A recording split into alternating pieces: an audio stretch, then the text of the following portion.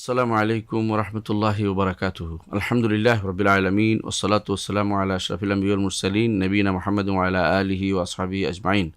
ওবাদ আকীদা কোর্সের যারা উপস্থিত আছে সবাইকে শুভেচ্ছা জানিয়ে শুরু করছি আজকের দার্স।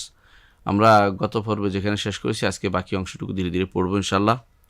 আমরা আলোচনা করছিলাম যে আল্লাহ তাআলার উপর ঈমান কিভাবে হবে এবং ঈমানের রুবুবিয়তের উপর ঈমান, এটা নিয়ে লম্বা আলোচনা করেছি। উলুহিয়ত নিয়ে আলোচনা করেছি, আসমা সিফাত নিয়ে আলোচনা করছিলাম।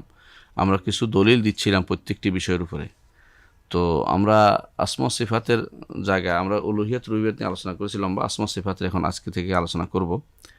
তো আসমা সিফাতের মধ্যে আল্লাহ তাআলা তিনি কথা বলেন, আল্লাহ তাআলা তিনি কথা বলেন। এমন এক স্রষ্টা আমাদের যিনি কথা বলেন। কথা বলা তার একটি গুণ। এই গুণটি তার জন্য সাব্যস্ত করতে হবে। তো এটা এই গুণ থেকে আবার আল্লাহর মুতাকাল্লিম বলা যাবে, কিন্তু নাম দেওয়া যাবে না। এজন্য আব্দুল মুতাকাল্লিম হবে না, নাম হবে না, কিন্তু আল্লাহকে বলা যাবে, তিনি তার সম্পর্কে ইখবার জানানো যাবে যে তিনি কথা বলেন। তো এইটা বলা যাবে, কিন্তু তার নামটা আব্দুল মুতাকাল্লিম নন, কারণ এইভাবে আসেনি। তো তিনি কথা বলেন। আমরা ঈমান আনি ওয়া নুমিনু বিআন্নাল্লাহ ইয়াতাকাল্লাম বিমা শাআ মাতা শাআ ওয়া কাইফা শাআ। আমরা ঈমান রাখি যে আল্লাহ তাআলা কথা বলেন, যেভাবে ইচ্ছা কথা বলেন, যা ইচ্ছা কথা বলেন এবং যখন ইচ্ছা কথা বলেন। যেভাবে ইচ্ছা, যখন ইচ্ছা, যা ইচ্ছা, এটা কথা বলেন। এটা হচ্ছে আহলে সুন্নাত ওয়াল জামাতের আকীদা বিশ্বাস। এর বাইরে এই মাসালাটি, কালাম মাসালাটি অর্থাৎ কথা বলার মাসালাটি প্রথম সবচেয়ে বড় সমস্যা তৈরি করে। মুতাজিলারা এটা নিয়ে খুব বাড়াবাড়ি করে এবং শেষ পর্যন্ত তারা এই মাসালাতে পথভ্রষ্ট হয়ে যায়। এবং এই মাসালাতে পথভ্রষ্ট হয়ে গেছে প্রায় আহলে সুন্নাত ওয়াল জামাত ছাড়া প্রত্যেকটি গোষ্ঠী পথভ্রষ্ট হয়েছে। আমরা যদি সংক্ষেপে বলতে পারি মাসালাগুলি কারা কারা বলেছে, তাহলে এভাবে বলতে পারি যে মানে এই মতভেদগুলি কীরকম। অর্থাৎ আল্লাহর কালাম, আল্লাহর কথা, আমরা যেমন কথা বলি, আমরা একটা কথা বলি, যে কোনো সৃষ্টিজীব কথা বলে। আল্লাহ তাআলা আমাদের কথা বলার মতো একটা প্রাণী করে তৈরি করেছেন যে আমরা কথা বলি। রব্বুল আলামিন তিনিও কথা বলেন, তবে আমাদের মতো নয়। আমাদের কথা বলতে গেলে কী লাগে? মুখ লাগে, দাঁত লাগে, জিহ্বা লাগে, জিহ্বা লাগে, মানে এসব লাগে। কিন্তু রব্বুল আলামিনের এই কথা বলা যাবে না, কীভাবে তিনি কথা বলেন এটা বলা যাবে না। তবে তিনি কথা বলেন। তো তার কথার আওয়াজ আছে, এটা বিশ্বাস করতে হবে। তার কথার আওয়াজ আছে এবং তার শব্দ আর কি, এবং তার কথা বর্ণ দিয়ে বলেন। বিভিন্ন ভাষায় তিনি কথা বলেন। সব ভাষা মানুষকে শিক্ষা দিয়েছেন, সুতরাং তিনি সব ভাষার স্রষ্টা, এটা বিশ্বাস করতে হবে। তো আল্লাহ তাআলা কথা বলেন, তার বাণীর কোনো শেষ নাই, তার বাণী কোনোদিন নিঃশেষ হয়ে যাবে না। তার বাণী এত বেশি যে আল্লাহ তাআলা নিজে বলেছেন, যেটা আমরা আজকে পড়ব আয়াতগুলো, যে এগুলি এত বেশি যে কেউ কোনোদিন সেগুলোকে বলতে পারবে না যে বাণী শেষ হয়ে গেছে। অর্থাৎ তার বাণী কোনোদিন শেষ হবে না। মানুষের কথা শেষ হয়ে যায়, কিন্তু আল্লাহ তাআলার কথা শেষ হয় না। আল্লাহ তাআলার কথাগুলি হচ্ছে তার সিফাত। এই জন্য আল্লাহ তাআলার সিফাত দিয়ে আশ্রয় নেওয়া জায়েজ। রাসূলুল্লাহ সাল্লাল্লাহু আলাইহি ওয়াসাল্লাম এই জন্য দোয়া করতেন, আল্লাহুম্মা আউযু বিকালিমাতিল্লাহি তাম্মাত মিন শাররি মা খালাক। বিকালবেলার দোয়ার মধ্যে তার এটা ছিল, আল্লাহর পরিপূর্ণ কালিমাগুলোর ওসিলা দিয়ে আমি দোয়া করছি মিন শাররি মা খালাকা, তিনি যা সৃষ্টি করেছেন সেই সৃষ্টিগুলোর অনিষ্ট থেকে, তার সৃষ্টির অনিষ্ট না, সৃষ্টির যে মাখলুকাতের অনিষ্ট থেকে আশ্রয় চাওয়া আল্লাহর বাণীর কাছে, বাণীর ওসিলা দিয়ে, এটা জায়েজ। কারণ বাণী আল্লাহর গুণ, আল্লাহর কথা আল্লাহর গুণ। তো তিনি যখন ইচ্ছা সেভাবে কথা বলেন। এটা হচ্ছে আহলে সুন্নাত ওয়াল জামাতের আকীদা। এই পথে যারা পথভ্রষ্ট হয়েছে, আমি সংক্ষেপে কয়েকটা পথভ্রষ্ট লোকদের মতামত বলবো, তো আশ্চর্য হবেন। যারা দার্শনিক আছে, তো ফালাসেফা আছে বা দার্শনিক আছে, তারা বলে যে আসলে কোনো বাণী নেই, এটা হলো ফয়েজ, অন্তরের মধ্যে ঢেলে দেওয়া হয়। ফাদা ইয়াফিদু, কোনো কিছু উপচে পড়া বলে আর কি। তো নবী বা ভালো মানুষদের অন্তরে, অত নবী বিশ্বাস করে না, ওরা বলে যে যারা অনেক চিন্তা ভাবনা করতে পারে, খেয়াল করতে পারে খুব বেশি, তাদের অন্তরে যে সমস্ত কথা অটোমেটিকলি উঠে উচ্ছ্বাস পড়ে, সেটা হচ্ছে তারা সেটাকে তারা সেটা কালাম মনে করে, তারা কথা মনে করে। এটা একটা বিভ্রান্তি কথাবার্তা, কারণ এটা দ্বারা আল্লাহকে আসলে সাব্যস্ত করা না, আল্লাহ কথাও সাব্যস্ত করা হচ্ছে না। এরা মনে করে যে বলে, যে নবী বলে অথবা যে দাবি করে যে আল্লাহর কথা, সেই তার কথা, এটা আসলে আল্লাহর কথা বলে কিছু নয়, তার একটা উপচে পড়া জিনিস অর্থাৎ মন থেকে বিগলিত হয়ে বাড়তি হয়ে বেরোয়েছে। মুতাজিলারা বলে যে এইটা সৃষ্টি, কথা একটা আলাদা সৃষ্টি, আল্লাহর কথা আলাদা সৃষ্টি। আমরা জানি যে গুণ, স্রষ্টার গুণ কোনোটাই কি নয়, সৃষ্ট নয়, কিন্তু মুতাজিলা বলে কথা হচ্ছে সৃষ্টি, এবং কথা আল্লাহ তাআলা সৃষ্টি করেছেন, তার থেকে আলাদা অন্য কোথাও সৃষ্টি করেছেন। তো ভালো করে আমরা জানি যে আল্লাহ তাআলার কালাম মাখলুক বলা যাবে না। এর উপরে ইমাম আহমদ ইবনে হাম্বল এটার মেহনত বলা হয়, অনেক কষ্ট করেছেন এই কথাটা সাব্যস্ত করার জন্য। কালামুল্লাহ সিফাতুন লিল্লাহ, আল্লাহর গুণ, এটা আল্লাহর গুণ কোনো মাখলুক হতে পারে না। মুতাজিলারা ইমাম আহমদ ইবনে হাম্বলকে অনেক কষ্ট দিয়েছে এই মাসালাতে। এই কথাটি হচ্ছে মুতাজিলাদের, যে আলাদা সৃষ্টি করেছেন, আলাদাই আছে, অন্য কোথাও আল্লাহর কাছে আল্লাহ কোনো কথা বলেন না, আলাদা সৃষ্টি করেছেন তিনি, এখন ওইখান থেকে কথা বেরোয় আসে। 3 নম্বর একটি মত আছে যারা ইবনে কুল্লাহ বা আশআরীদের মত, সেটা হচ্ছে যে আল্লাহর কালাম আল্লাহর সাথে আছেন, আল্লাহর কালাম কথা, নির্দেশ, নিষেধ, ঘোষণা, সংবাদ সবই আছে, তবে একটি, মানান ওয়াহিদ, একটি হতে হবে। সেটা কেন? বেশি হলে তো এটা স্রষ্টার সৃষ্টির গুণ হয়ে যায়। কথা একটি, এটা যদি কোনো আল্লাহর কথা একটা, এটাকে যদি আরবিতে বলা হয় কোরআন হয়, ইব্রানিতে বললে সেটা তাওরাত হয়, আর সুরিয়ানিতে বললে সেটা ইনজিল হয়, এই জাতীয় কথাবার্তা তারা বলে।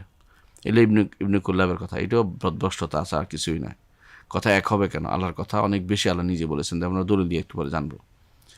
আরেক গোষ্ঠী বলেছে যে আল্লাহর কালাম হচ্ছে আগে প্রাচীন আজালি যুগে যেগুলোকে আল্লাহ জমা করে রাখছেন কোথাও, সেগুলি আল্লাহর কালাম।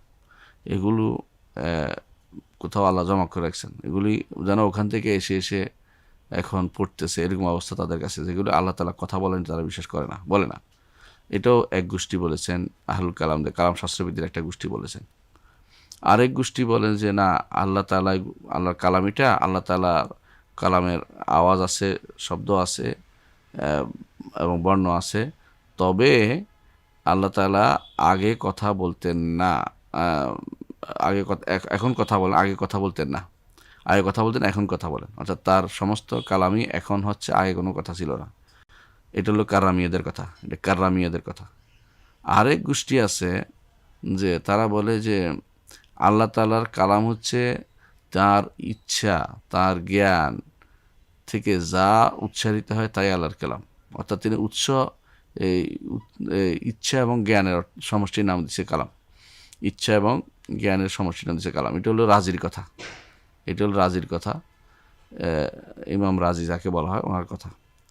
তো আরেকটা 8 নম্বর হচ্ছে যে আল্লাহর কালাম হচ্ছে, 7 নম্বর হচ্ছে আল্লাহর কালাম হচ্ছে এমন একটি কথা যেটা আল্লাহ তাআলা, যেটা নিজের আলাদা, আল্লাহ তাআলার সাথে নাই, অন্য কিছুতে আল্লাহ তাআলা সৃষ্টি করেছেন। অনেকটা এটা মুতাজিলাদের কথার মতোই, যে ভিন্ন সৃষ্টি, একটা ভিন্ন সৃষ্টির নাম, নাউজুবিল্লাহ। এটা হচ্ছে আবু মনসুর মাতুরিদির কথা, যে দেশে যারা মাতুরিদি মতবাদে বিশ্বাসী তাদের মূল নেতার মত হচ্ছে এটা। আর 8ম মত হচ্ছে যে আল্লাহ তাআলা কালাম হচ্ছে যা নিজে আল কাদিম আল কায়েম বিদ্যাত, নিজের উপর নিজে সত্তার উপর যেটা আছে, নিজের সত্তার উপর আছে, এবং যেটা অন্যের কাছে সৃষ্টি করেন, অন্যের উপরে সৃষ্টি করেন, দুইটা মিলে সম্মিলিতভাবে সেটা রয়েছে, আল্লাহর কাছেও আছে, বাইরেও আছে, সৃষ্টি করেন, এরকম। 9ম মত হচ্ছে যে আল্লাহ তাআলা যখন ইচ্ছা তখন কথা বলেন, যেভাবে ইচ্ছা সেভাবে কথা বলেন, এবং যা ইচ্ছা তা কথা বলেন, সেটা হচ্ছে আহলে সুন্নাত ওয়াল জামাতের আকীদা। তাহলে আহলে সুন্নাত ওয়াল জামাত আকীদার শুদ্ধ এখানে মনে করতে হবে, অন্য সবগুলো হচ্ছে ভুল ভ্রান্তি। তো এই জন্য একজন ইমানদার বিশ্বাস করবে অনুমিনু বিআন্নাল্লাহ ইয়াতাকাল্লামু বিমা শাআ মাতা শাআ কাইফা শাআ, আল্লাহ তাআলা কথা বলেন যেভাবে ইচ্ছা, যখন ইচ্ছা, যা ইচ্ছা। ওয়া কাল্লামাল্লাহু, দলিল হচ্ছে ওয়া কাল্লামাল্লাহু মূসা তাকলিমা, আল্লাহ তাআলা মূসার সাথে কথা বলেছেন যথাযথভাবে। তো মূসার সাথে আল্লাহ তাআলা যে কথা বলেছেন, এই কথা বলার আল্লাহ তাআলা কথা বলেছেন, মুসা তো আর না শুনে তো কথাটা হয়নি, অবশ্যই শুনেছেন। তো যা শোনা যায় তা অবশ্যই কী হয়, কোনো বাণী শব্দ দিয়ে শব্দটাই শোনা যায়, এবং যা শোনা যায় তা অবশ্যই কী হয়, তা কোনো আওয়াজ আছে, তার একটা আওয়াজ আছে এবং তার একটা বর্ণ আছে, বর্ণ এবং আওয়াজ সেটাই শোনা যায়। এটা বিশ্বাস করতে হবে। কাল্লামাল্লাহু মুসা তাকলিমা, আল্লাহ তাআলা মুসার সাথে কথা বলার মতো কথা বলেছেন। সূরা নিসার 164 নম্বর আয়াত। আরও আল্লাহ তাআলা বলেছেন, ওয়ালাম্মা জাআ মুসা লিমিকাতিনা ওয়া কাল্লামাহু রাব্বুহু, যখন মুসা আমাদের ওয়াদা মোতাবেক আসলেন, ওয়া কাল্লামাহু রাব্বুহু, রব তার সাথে কথা বললেন। তাহলে কথা বলেন, আল্লাহ তাআলা কথা বলেন। সূরা আরাফের 143 নম্বর আয়াত।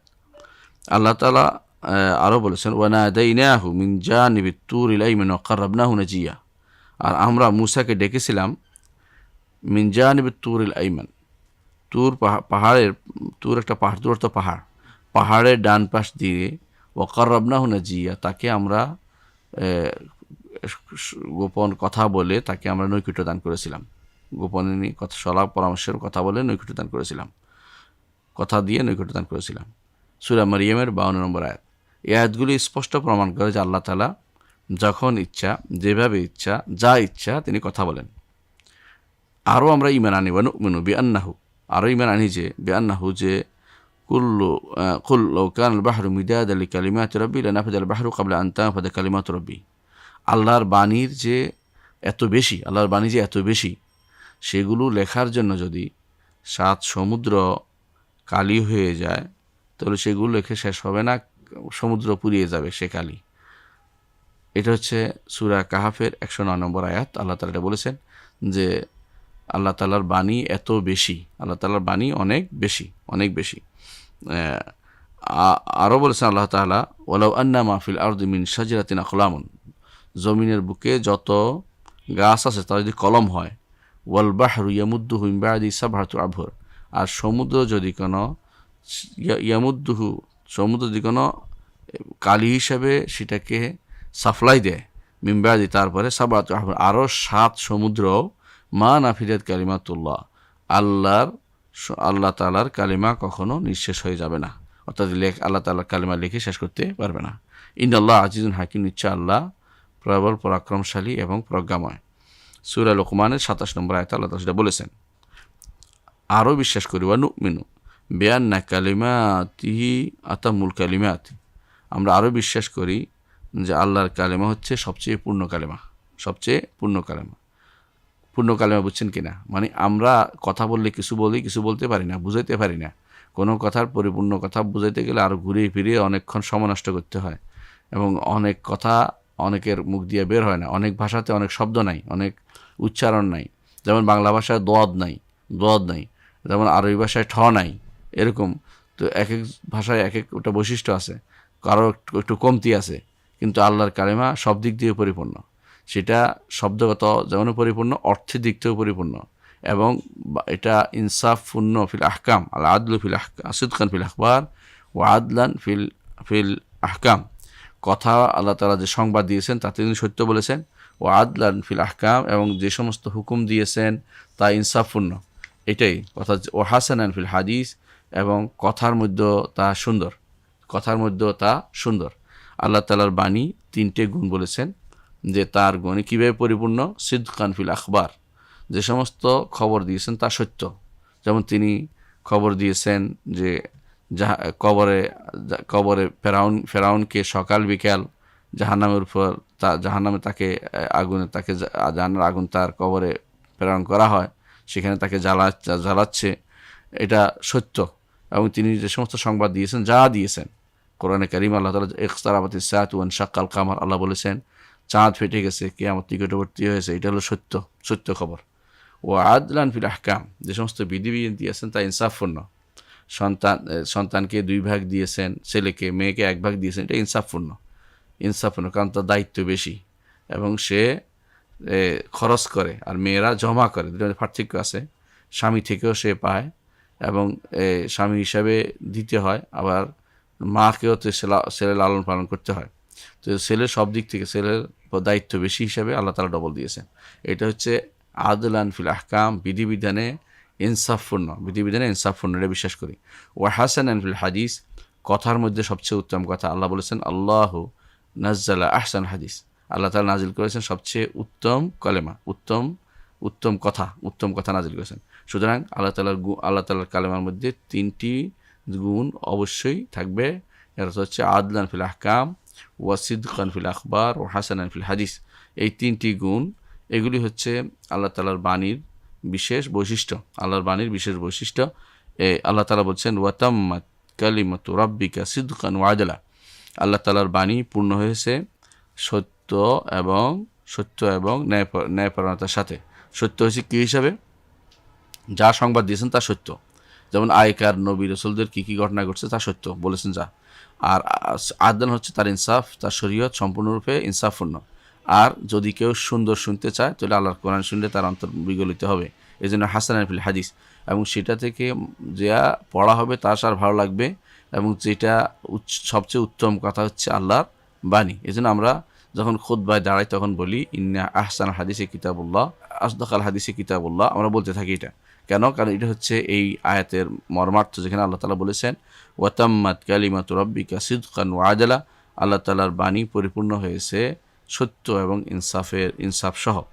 হ্যাঁ, তারপর আল্লাহ তাআলা বলেছেন কথাদের সুন্দরের দলিল হচ্ছে আল্লাহ তাআলা বলেছেন ওয়ামান আসদাকু মিনাল্লাহি হাদিসা, আল্লাহ থেকে উত্তম কথা বলবে কে? উত্তম কথাবার্তা আর কে বলতে পারে? অর্থাৎ আল্লাহর কথা অত্যন্ত সুন্দর, আল্লাহর কথা অত্যন্ত সুন্দর।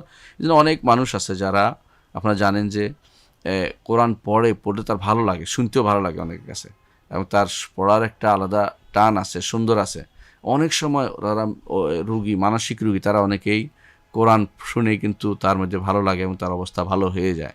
তাহলে এটা প্রমাণ করে যে কালেমা হাসানান ফিল হাদিস, সে কথাতেও উত্তম। এটা হচ্ছে আল্লাহর কালাম, আল্লাহর কথা।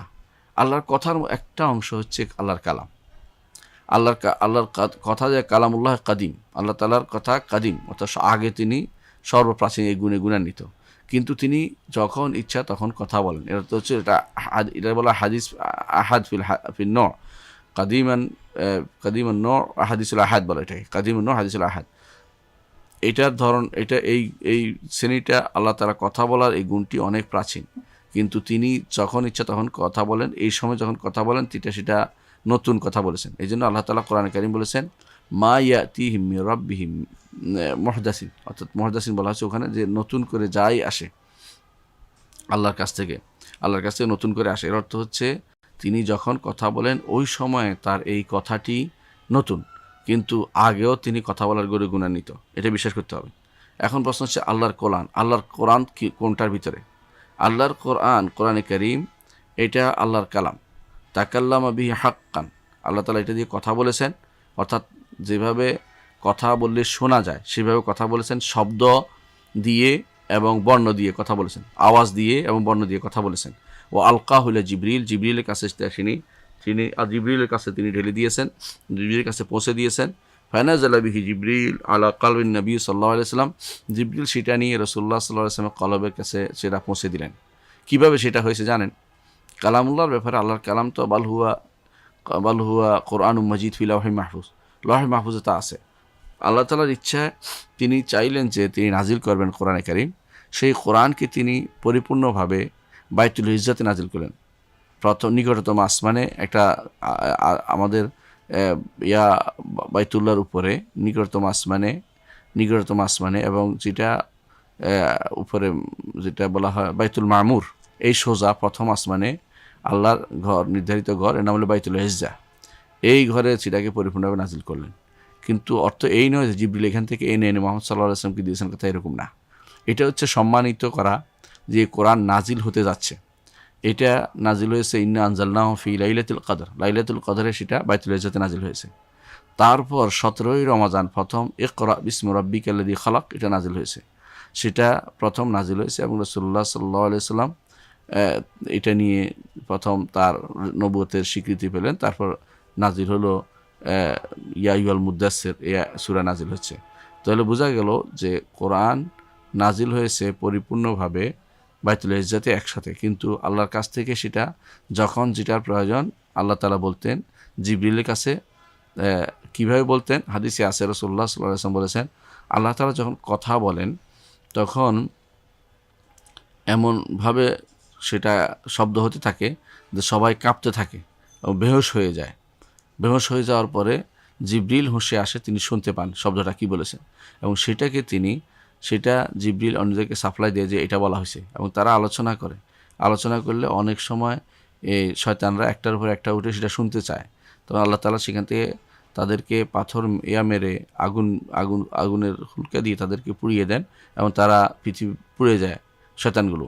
কিন্তু এর আগেই সে যে সমস্ত গোপন তথ্য সে জানছে সেটাকে সে কোনো গণকের কানে দিয়ে দেয়, এই জন্য গণক সেই তথ্য যেটা শুনেছে সুরি অংশ সেটা মানুষের কাছে সাপ্লাই দেয়। অনেকেই সেটা জানতে চায় যে গণকে কি বলছে, ভবিষ্যৎ জানার মতো একটা গোষ্ঠী থাকে সব জায়গাতে, শিরকি যেটা।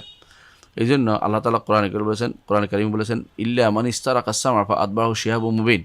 যখন চুরি করে কেউ কান লাগায় শুনতে চায় কথা সোর, এদেরকে আল্লাহ তাআলা আগুন দিয়ে সেটা পুড়িয়ে দেন, কোরআনে কারীমে আল্লাহ তাআলা বলেছেন। তাহলে বোঝা গেল তারা শুনতে চেষ্টা করে, কিন্তু এই প্রথম যখন আল্লাহ তাআলা কথা বলেন সব কিছু কাঁপতে আরম্ভ করে, তো সবাই বেহুশ হয়ে যায়। তারপর জিবরিল প্রথম হোশে আসেন, তিনি শুনতে পান। তারপর তারা যখন জিজ্ঞাসা করে হোশে আসে, মাদা ক্বাল রাব্বুকুম ক্বালুল হাক্কা ওয়া হুয়াল আলিয়্যুল কাবীর, তোমাদের রব সত্য বলেছেন এবং তিনি সর্বোচ্চ এবং তিনি মহান বড়, তিনি অনেক বড়। এটা বলেন জিবরিল। তাহলে বোঝা গেল যে আল্লাহ তাআলা তিনি কথা বলেন, এই কোরআন দিয়ে কথা বলেছেন। এই কোরআন আল্লাহর কালাম। তবে এই কোরআন হচ্ছে রাসূলুল্লাহ সাল্লাল্লাহু আলাইহি ওয়াসাল্লামের এই সময় কথা বলেছেন। তো এই কথা অবশ্যই আল্লাহ তাআলা তিনি যেহেতু সব কিছু নির্ধারণ করেছেন রুবুবিয়ত হিসাবে, সেই হিসেবে কোরআনও লহে মাহফুজে আছে। কিন্তু তিনি কথা বলেছেন সেটা যখন যেটার প্রয়োজন। যেমন যখন শানে নজুল আমরা পড়েছি যে কোনো আয়াত নাজিল হওয়ার জন্য একটা প্রেক্ষাপট তৈরি হয়, এই প্রেক্ষাপট হওয়ার পরে আল্লাহ কথা বলেছেন। সেই কথা বলার পরে সেটা নিয়ে এসে জিবরিল মুহাম্মদ সাল্লাল্লাহু আলাইহি ওয়াসাল্লামের কাছে সেটা নাজিল করে দিয়েছেন, এবং সেটা তারপর মুহাম্মদ সাল্লাল্লাহু আলাইহি ওয়াসাল্লাম মানুষকে জানিয়েছে। সেই হিসাবে কোরআনে কারীমকে কাদিম বা একেবারে সর্বপ্রাচীন আজালি বলা যাবে না, বরং কোরআনে কারীম হচ্ছে হাদিসুল আহাদ, মানে এককভাবে সেটা নবীন এবং সবচেয়ে সুন্দর এবং সবচেয়ে নতুনত্ব এই কোরআনের ভিতরে রয়েছে, এটা বিশ্বাস করতে হবে। তো জিবরিল কীভাবে আনছেন? জিবরিল সেটা এনে রাসূলুল্লাহ সাল্লাল্লাহু আলাইহি ওয়াসাল্লাম কলবের মধ্যে প্রতিস্থাপন করে দিয়েছেন। সেটা যেভাবে হোক, কথা বলে হোক, অথবা অন্তরে ফু দিয়ে হোক, বলি দিয়ে হোক, যেভাবে পারছেন, অথবা ব্যক্তি একজন এসে কথা বলছেন, জিবরিল যে কোনো সূরতে আসছেন, সেটা হচ্ছে ওহী নাজিলের বিভিন্ন কাইফিয়ত, বিভিন্ন ধরন। এই জন্য জিবরিলের কাজ ছিল ওহী নাজিল করা। অন্য কেউ ওহী নাজিল করেছেন, কোনো সরাসরি কোনো নস দ্বারা সাব্যস্ত হয়নি। যারা বলে যে অন্য কোনো লোকে ওহী নাজিল হয়ে আসছে, তারা ঠিক বলেনি। হ্যাঁ, কখনো কখনো অন্য কোনো ফেরেশতা বা মালাইকা বিশেষ কোনো আয়াতকে দ্বিতীয়বার নিয়ে আসেন গুরুত্ব বোঝানোর জন্য। প্রথম একবার নাজিল হয়েছে, দ্বিতীয়বার আবার আসছে, সেটার গুরুত্ব বোঝানোর জন্য এরকম বর্ণনা পাওয়া যায়। কিন্তু সমস্ত ওয়াহী জিবরিল আলাইহিসসালাম, জিবরিল আমিন, তিনি নিয়ে আসতেন। আল্লাহ তাআলা কোরআনে কারীম বলছেন, কুল নাজ্জালাহু রূহুল কুদুসি, বলুন এই কিতাব নাজিল করেছে রূহুল কুদুস, অর্থাৎ জিবরিল, পবিত্র আত্মা। অর্থাৎ জিবরিল কেন পবিত্র আত্মা? তার মধ্যে কোনো গুনাহ নেই, তাদের কোনো গুনাহ নেই। রূহুল কুদুস মির রব্বিকা, আপনার রবের পক্ষ থেকে নাজিল করেছে, বিল হক, যথাযথভাবে, সত্যভাবে। অর্থাৎ এখানে মাঝখানে কোনো কিছু ঢুকে পড়ে নাই, অর্থাৎ বাইরে কেউ সেখানে কোনো কিছু ঢুকাইতে পারে নাই, বরং অবিল হক আনজালনাহু, আল্লাহ নাজিল করেছে যথাযথভাবে, সন্দেহ করার কিছু নেই। মুহাম্মদ সাল্লাল্লাহু আলাইহি ওয়াসাল্লাম বলছে এটা বলার সন্দেহ করার কিছু নেই, বরং এটা আল্লাহর পক্ষ থেকে আসছে, সেটাই বলতে হবে। সূরা নাহলের 102 নম্বর আয়াতে আল্লাহ তাআলা সেটা বলেছেন। তারপর আল্লাহ তাআলা আরও বলেছেন, ওয়া ইন্নাহু লাতানজিলু রাব্বিল আলামিন, এই কোরআন হচ্ছে রব্বুল আলামিনের পক্ষ থেকে নাজিল করা। নাযালা বির রূহুল আমিন, যা নাজিল হয়েছে, যা নিয়ে রূহ আমিন জিবরিল যা নিয়ে নাজিল হয়েছে, আলা কলবিকা, তিনি আপনার অন্তর উপর সেটা নাজিল করেছেন, লিতাকুনা মিনাল মুনজিরিন, যাতে আপনি ভীতি প্রদর্শনকারীদের অন্তর্ভুক্ত হতে পারেন, বিলিসানি আরবি মুবিন, সুস্পষ্ট আরবি ভাষায়। সূরা শুআরার 192 থেকে 195 নম্বর আয়াতে আল্লাহ সেটা বলেছেন। তাহলে আমরা বুঝতে পারলাম যে আল্লাহর কালাম সম্পর্কে আল্লাহ তাআলার বাণী সম্পর্কে একটা ধারণা আমরা পেয়ে গেলাম। সেটা কি? কোরআন আল্লাহর বাণী। ঠিক তেমনিভাবে হাদিসে কুদসিগুলো আল্লাহর বাণী। কোরআন এবং হাদিসে কুদসির মধ্যে পার্থক্য হচ্ছে দুইটা। এক নম্বর পার্থক্য হচ্ছে কোরআনে কারীম মুজিজ, অর্থাৎ অপারগ করে দেয়, কেউ এরকম কোনো বাণী আনতে পারবে না। এরকম অর্থপূর্ণ, সম্ভারপূর্ণ, মর্যাদাপূর্ণ, সৌন্দর্যপূর্ণ, এটার একটা আলাদা একটা ইয়াই আছে, সেটা একটা আলাদা ঘটনাই আছে, এবং সেটা মিলও আছে, এবং কথার মধ্যে এক একটা সৌন্দর্য আছে। এমন কোনো শব্দ নাই যেটা ভিন্ন রকম এরকম মর্জিত করে দিয়েছে কেউ, অপারগ করে দিয়েছে কেউ, এরকম কিছু আনতে পারবে না। এটা হচ্ছে এক নম্বর বৈশিষ্ট্য কোরআনে কারীমের। কোরআনে কারীমের আরেকটা বড় বৈশিষ্ট্য হচ্ছে এটা, যে কোরআনে কারীম সেটা যদি তিলাওয়াত করা হয় প্রতি 1 হরফে 10 নেকি হবে, 1 হরফে 10 নেকি হবে।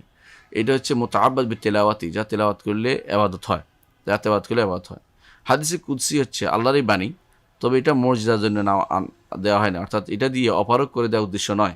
এক, দ্বিতীয়ত এটার আরেকটা জিনিস হচ্ছে যে এইটা পড়লে সওয়াব হয় না, অর্থাৎ এটা বুঝলে সওয়াব হয়, আমল করলে সওয়াব হয়, তেলাওয়াত করলে 1 হরফে 10 নেকি পাওয়া যায় না। এই জন্য আল্লাহর বাণী অনেক বেশি। এর মধ্যে একটি হচ্ছে কোরআনে কারীম, একটি হচ্ছে হাদিসে কুদসি।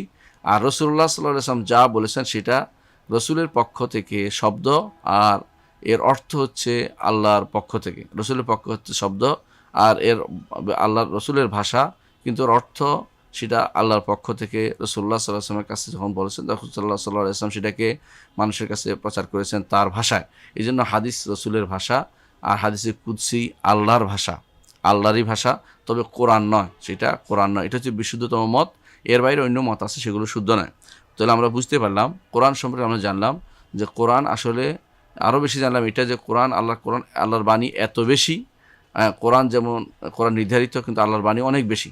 কোরআন নির্ধারিত কি 114 সূরা, কোরআন নির্ধারিত 2 ইয়ার মাঝখানে যে একটু কোরআন, এবং কোরআন সূরা বিসমিল্লাহির রহমানির রহিম শুরু হয়েছে, মিনাল জিন্নাতি ওয়ান নাস দিয়ে শেষ হয়েছে। এটা হচ্ছে কোরআনে কারীম। কিন্তু আল্লাহর বাণীর কোনো শেষ নাই। আল্লাহর বাণী বিভিন্ন ভাষায়, বিভিন্ন বিভিন্ন বিভিন্ন কিতাবে আসছে, বিভিন্ন ব্যক্তির কাছে আসছে, বিভিন্নভাবে তিনি বলেছেন। কিন্তু কোরআনে কারীম মুহাম্মদ রাসূলুল্লাহ সাল্লাল্লাহু আলাইহি ওয়াসাল্লাম নাজিল হয়েছে সুস্পষ্ট আরবি ভাষায়, এবং সেটা অপারগ করে দিয়েছে, এবং সেটা অন্যকে এরকম আনতে অপারগ করে দিয়েছে। অনুরূপভাবে সেটা পড়লেই সওয়াব হয় 1 হরফে 10 নেকি করে। এটা আলাদা একটা বৈশিষ্ট্য। কিন্তু এর বাইরে তার অনেক কালাম আছে, অনেক বাণী আছে, যেগুলো আল্লাহ আমাদেরকে কারোকে জানিয়েছেন, অর্থাৎ নবী রাসূলদেরকে, আর কাউকে তিনি জানাননি। কারো সম্পর্কে তিনি বলেছেন, রসুলকে জানিয়েছেন, রসুল তার ভাষায় সেটা ব্যক্ত করেছেন। হ্যাঁ, তাহলে আমরা আল্লাহর কালাম সম্পর্কে জানলাম। এখন আমরা জানবো আল্লাহ তাআলার আরেকটা সিফাত, সেটা হচ্ছে তিনি সব কিছুর উপরে। এটা এমন একটি সিফত, এমন একটি গুণ, যেই গুণটি অস্বীকার করলে ঈমান থাকবে না, কোনোটাই অস্বীকার করলে ঈমান থাকবে না। তবে এটা এমন যে এইটা প্রথম জানতে হবে। এই জন্য ইমাম আল মাকদিসি রহমতুল্লাহ আলাইহি, তিনি আব্দুল গনি আল মাকদিসি রহমতুল্লাহ আলাইহি, তিনি একটা কিতাব লিখেছেন, নাম দিয়েছেন আকিদাতুল হাফেজ আব্দুল গনি রহমতুল্লাহ আলাইহি। এই কিতাবটিতে আপনি দেখবেন শুরুতেই এই আল্লাহ তাআলা সব কিছুর উপরে এটা নিয়ে আসার জন্য দলিল প্রমাণ নিয়ে আসা হয়েছে। যোগে যোগে যারাই আকিদার কিতাব লিখেছে এই জিনিসটাকে দিয়ে শুরু করেছে, অর্থাৎ আরকানুল ঈমানের পরে এটা দিয়ে শুরু করেছে। কেন? কারণ আল্লাহ তাআলার উপর ঈমান আনার জন্য এটা জানাটা অত্যন্ত জরুরি। স্রষ্টা এবং সৃষ্টি আলাদা সত্তা। স্রষ্টা সৃষ্টির ভিতরে বাস করে না, সৃষ্টিও স্রষ্টার ভিতরে বাস করে না। যারা এটা বলবে তারা হচ্ছে সুসংবাদের কায়েল, এবং তারা প্রবক্তা, এবং তারা সুসংবাদের প্রবক্তা, এবং তারা যারা এগুলি বলবে তারা হচ্ছে সর্ববাদের প্রবক্তা, এবং তারা এই জাতীয় যারা বলবে তারা কাফের। এটা আমাদের শেখ বলেছেন। যেমন শেখ বলেছেন যে প্রথমে বলেছেন এটা, যে তিনি সব কিছুর উপরে, আল্লাহ তাআলা সব কিছুর উপরে। দেখুন, এই উপরের মাসালাটা নিয়ে অনেকেই ঘোলা পানিতে মাছ শিকারের চেষ্টা করে। উপর বলতে আমি যা উপর বলছি, আমার মাথার উপর এটাও উপর, কিন্তু এটা উদ্দেশ্য না। সর্ব উপরে, এটা অলুয়াল মতলাক বলে, অর্থাৎ যে উপরের পরে আর কোনো উপর হইতে পারে না, এটা হচ্ছে উপর। সৃষ্টিকুল সবই হচ্ছে ছোট, এবং সেগুলি এত ক্ষুদ্রাতি ক্ষুদ্র যে এগুলির উপর কিছুই নেই আল্লাহর দরবারে। আপনি একটা উদাহরণ, আল্লাহর জন্য উদাহরণ দিচ্ছি না, আপনার জন্য দিচ্ছি, এই জন্য বোঝার জন্য। পিঁপড়া যত বড়ই হয় আপনি কিন্তু তার উপরেই আছেন, সোজা কথা এটা। পিঁপড়া যত বড়ই হয়, পিঁপড়া ফুলতে ফুলতে যদি হাতিও হয়ে যায়, আপনি কিন্তু তার উপরে থাকবেন, কারণ হাতির উপর মানুষ দেখা যায়। এর অর্থ হচ্ছে যেটা যত বড়ই হোক আল্লাহর দরবার সেটা অত্যন্ত ক্ষুদ্র। আল্লাহ তাআলা সবগুলোকে তার হাতের মধ্যে জায়গা দিবেন, এটা আমরা আগেও জানি। তো এর অর্থ হচ্ছে যে তার মুষ্টির ভিতরে থাকবে সব কিছু। এর অর্থ হচ্ছে আল্লাহ তাআলা উপরে, উপরে তিনি বড় এবং উপরে, তিনি সব কিছুর চেয়ে বড় এবং উপরে, এবং তিনি আরশের উপরে। আপনারা জানেন যে তিনি আরশের উপরে, এবং আরশের নিচে হচ্ছে আরশের নিচে হচ্ছে জান্নাত, আরশের নিচে হচ্ছে জান্নাত। আল্লাহ তাআলা জান্নাতের এত সম্মান করেছেন কেন? কোনো কোনো সলফ বলেন এই জন্য যে সেটা আরশের নিচের জায়গা, আরশও তার সবচেয়ে সম্মানের জায়গা। সম্মানের জায়গার নিচের অংশ সবচেয়ে সম্মানিত হবে, যেন তারা তিনি জান্নাতুল ফেরদৌস তাদেরকে দিবেন যাদেরকে তিনি বেশি ভালোবাসেন, অর্থাৎ যাদেরকে বেশি সম্মান করা দরকার তাদেরকে সেখানে তিনি পৌঁছাই দিবেন। তাহলে আল্লাহ তাআলা বলছেন ওয়াহুয়াল আলিয়ুল আযীম, তিনি আলী অর্থ সর্বোপরে, আযীম মহান, তো বড়। কত বড় এটা আপনি কল্পনা করতে পারবেন না, আপনার কল্পনায় আসবে না। আমি যত বড় কল্পনা করতে পারি সবই হচ্ছে তার কাছে ছোট, ক্ষুদ্র। 7 আসমান 7 জমিন তার হাতের মুঠোতে জায়গা হয়, হাতের মুঠোর ভিতরে জায়গা হয় সবগুলো, হ্যাঁ। এবং আসমানগুলো তিনি ভাঁজ করে রাখতে পারবেন তার হাতের ভিতরে। তিনি কত বড় সত্তা শুধু তিনিই জানেন, আর কেউ জানে না। তার আরশ কত বড় তিনি শুধুমাত্র, আর কেউ জানে না। তার কুরসির বর্ণনা দিয়েছেন রাসূলুল্লাহ সাল্লাল্লাহু আলাইহি ওয়াসাল্লাম, যে আরশের সামনে ফেলে রাখা একটা জায়গা, একটা ভূমি, যে একটা জায়গা যেটা আর আল্লাহ তাআলার পায়ে রাখার স্থান, তাহলে ওয়াহুয়াল আলী আল আযীম, তিনি সর্বোপরে এবং তিনি সবচেয়ে বড়। এবং আল্লাহ তাআলা আরও বলেছেন তিনি যে উপরে, তিনি অন্য আয়াতে বলতেছেন ওয়াহুয়াল কাহিরু ফাওকা ইবাদিহি, তিনি কাহের, তিনি দাপুটে সব কিছুকে দাপট দিয়ে পদানত করে রাখেন। ফাওকা ইবাদিহি, সব বান্দাদের উপরে তিনি। ওয়াহুয়াল হাকিমুল কাবির, তিনি হ্যাকমতওয়ালা এবং সব কিছুর খবর তিনি রাখেন, তিনি প্রজ্ঞাময় এবং সব কিছুর খবর তিনি রাখেন। তাহলে আমরা আল্লাহ তাআলার উলুকে স্বীকার করলাম যে তিনি সব কিছুর উপরে, এটা আমরা ঈমান আনলাম। এখন আমরা আল্লাহ তাআলা তিনি উপরে এবং আরশের উপরে দুটো ভিন্ন জিনিস। কেন? উপরে থাকা তার সিফা জাতিয়া, সত্তাগত গুণ এটা, কারণ নিচে থাকা কোনো স্রষ্টার গুণ হতে পারে না। ইমাম আবু হানিফা রাহিমাহুল্লাহ এই জন্য বলছেন ওয়ালাইসাল আসফালু মিন ওয়াসফির রুবুবিয়্যাতি ওয়াল উলুহিয়্যাতি ফি শাই, নিচে থাকা রবের কোনো উলুহিয়ারও গুণ নয়, রুবুবিয়ারও গুণ নয়, অর্থাৎ নিচে থাকা কোনো আল্লাহর গুণ নয়। আল্লাহর গুণ হচ্ছে উপরে থাকা, এটা হচ্ছে জাতি, সত্তাগত তার গুণ, তিনি সত্তাগত উপরে। এখন আমরা চিন্তা করতেছি একটা ফেইলি গুণ আছে, সেটা কি? তিনি বলেছেন উপরে তো আছেন, তবে কোথায় উপরটা কি? সেটা হচ্ছে আরশের উপরে। এবং তিনি বলেছেন যে সুম্মাস্তাওয়া আল আরশ, তারপর তিনি আরশের উপর উঠেছেন। এর অর্থ হচ্ছে তিনি আরশের উপর ওঠাটা হচ্ছে তার একটা কাজ, এই কাজটাকে বলে সিফা ফেইলিয়া। যদি একটা মানুষ একটা কাজ করলে, যেমন ধরেন আপনি লিখতে পারেন, এটা হচ্ছে আপনার একটা সত্তাগত গুণ। আপনি লিখেছেন, এটা হচ্ছে আপনার কর্মগত গুণ। তাহলে পার্থক্য বুঝতে পারছেন? তো আল্লাহ তাআলা তিনি উপরে আছেন, এটা তার সত্তাগত গুণ। তিনি আরশের উপরে উঠেছেন, এটা তার কর্মগত গুণ। তাহলে তিনি আল্লাহ তাআলা বলছেন কোরআনে কারিমে যে খালাকাস সামাওয়াতি ওয়াল আরদা, আমরা ঈমান আনি যে আল্লাহ তাআলা আসমান এবং জমিন সৃষ্টি করেছেন ফি সিত্তাতি আইয়ামিন, 6 দিনে।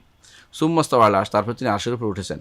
ইউদাব্বির, আমরা সমস্ত সব কিছু নির্দেশ বা সব কিছু কর্মকাণ্ড, তিনি যাবতীয় কর্মকাণ্ড তিনি পরিচালনা করেন। তাহলে দেখতে পাচ্ছি 6 দিনে তিনি আসমান এবং জমিন সৃষ্টি করেছেন। 6 দিন কেন লাগালেন? বান্দাকে শিক্ষা দেওয়ার জন্য, যে ধীরস্থিরভাবে মন স্থির করে কাজ করতে হবে। যে কোনো জিনিস তিনি ইচ্ছা করলে কুন কোয়ার সাথে সাথে হয়ে যেত, কিন্তু সেটা না করে তিনি 6 দিনে সৃষ্টি করেছেন। কীভাবে 6 দিনে সৃষ্টি করেছেন? বিভিন্ন বর্ণনায় আসছে পানি এবং ডাঙ্গা 2 দিনে ঠিক করেছেন, গাছগাছালা এগুলি সবে যে 6 দিনে তিনি জমিনকে সৃষ্টি করেছেন, আসমান জমিন সৃষ্টি করেছেন। তারপর তিনি আরশের উপর উঠেছেন। সূরা ইউনূসের 3 নম্বর আয়াতে, সূরা হুদে, বিভিন্ন সূরাতে সেটা আসছে সুমাস্তাওয়া আল আরশ। আল্লাহর আরশের উপর উঠা, মনে রাখবেন, আমাদের কারো উপরে উঠার মতো নয়, কারণ তিনি যেরকম তার গুণও সেরকম।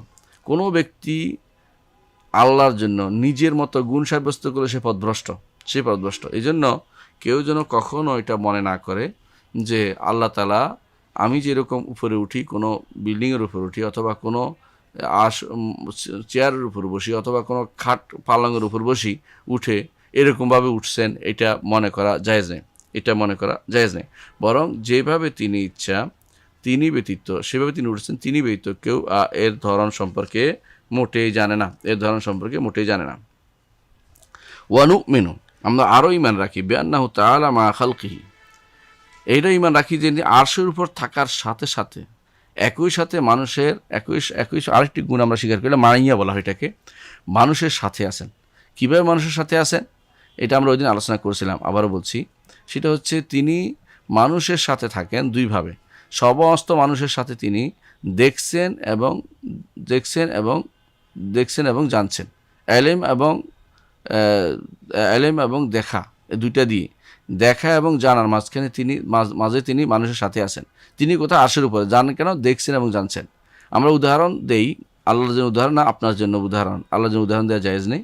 তো আপনি যখন একটা পিঁপড়াকে দেখবেন, তো পিঁপড়া কোন দিকে যাচ্ছে আপনি দেখতে পাচ্ছেন, পিঁপড়া কি করতেছে আপনি পিঁপড়া সম্পর্কে আপনি জানেন, দেখে এইভাবে যাবে ওইদিকে যাচ্ছে জানছেন, কিন্তু এর অর্থ এই নয় যে আপনি পিঁপড়ার সাথে লেগে আছেন।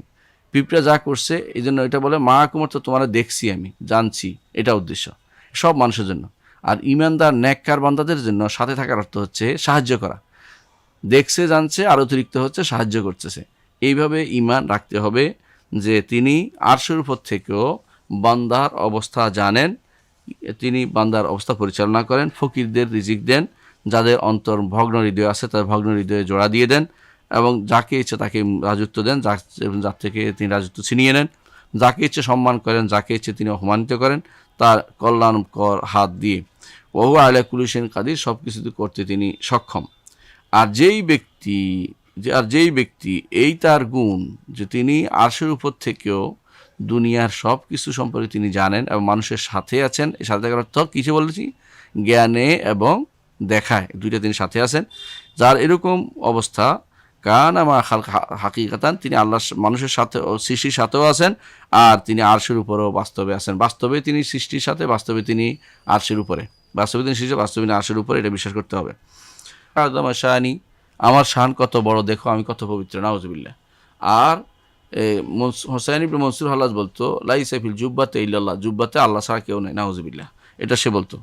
তো এই কাহিনী যেটাই শুন মনে করি যে কুফুরি কথা। এই দুইজন ছিল কোনোভাবে ভালো লোক ছিল না। দুর্ভাগ্যবশত আমার দেশে বাইজ বোস্তামি একটা আসছে, মিথ্যা কথা। আবার কোনো মানুষ তার ছেলের নাম রাখে বাইজিদ, কখনো রাখে বোস্তামি, কত রকমের নাম রাখছে। এগুলো সবই আসলে না বুঝার কারণে হচ্ছে। কারণ এরা কি হলুলি, এরা মনে করে আল্লাহ কখনো কখনো অথবা সর্বতভাবে কারো ভিতরে প্রবেশ করেন, যে আসলে হিন্দু ধর্মের একটা অংশ। হিন্দু ধর্মে তারা বিশ্বাস করে স্রষ্টা সৃষ্টিতে বাস করে, স্রষ্টার আলাদা অস্তিত্ব তারা স্বীকার করে না। আমরা বাপদাদারা ইমান আনলেও এখন পর্যন্ত আমরা এই ইমানটা শুদ্ধ না করার কারণে আমরা কাফের হয়ে গেছি, বরং এটার উপরে থাকার কারণে অনেক কুফুরি হচ্ছে। এই জন্য যারা বলবে আল্লাহ জমিনের উপরে মানব সৃষ্টির সাথে হেঁটে বেড়ায় বা সৃষ্টির সাথে আছে, এবং এরকম যে ব্যক্তি বলবে এরা হচ্ছে কাফের, কাফিরুন আও দালুন, হয় কাফের না পথভ্রষ্ট। এই জন্য তাকে জানানো হয় নাই, জানানোর পরে সে কাফের। কারণ সে আল্লাহকে এমন গুণে গুণান্বিত করেছে সেটা সৃষ্টির জন্য উপযোগী, সেটা আল্লাহর জন্য উপযোগী নয়, বরং এটা ত্রুটিপূর্ণ একটি গুণ। সেটা হচ্ছে সৃষ্টির ভিতরে থাকা, তো এটা ত্রুটিপূর্ণ একটি গুণ। এটা শুধুমাত্র যার অন্তর পথভ্রষ্টতাপূর্ণ অথবা যার অন্তর মধ্যে কুফরি লালন করে সেই ব্যতীত আর কেউ বলবে না। তাহলে আমরা কি বলবো? যে রব্বুল আলামিন তিনি আরশের উপরে রয়েছেন।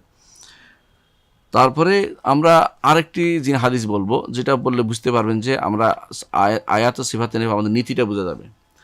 আল্লাহ তাআলা বলেছেন কোরআনে কারিমে যে তিনি আরশের উপর উঠেছেন, কিন্তু হাদিসে রাসূলুল্লাহ সাল্লাল্লাহু আলাইহি ওয়াসাল্লাম বলছেন আল্লাহ তাআলা প্রতি রাতে প্রথম আসমানে নেমে আসেন। প্রতি রাতে প্রথম আসমানে, আমরা বিশ্বাস করি যে এটা আল্লাহ একটা গুণ, নেমে আসা। কিন্তু তার নেমে আসা আর আমাদের নেমে আসা একরকম মনে করলে সেটা কুফুরি পথভ্রষ্টতা হবে। তার নেমে আসা, তিনি যেরকম চান সেরকম তিনি নেমে আসেন, যখন চান সেভাবে নেমে আসেন, আর যেভাবে ইচ্ছা সেভাবে নেমে আসেন, এবং তিনি এসে ডাকতেও থাকেন।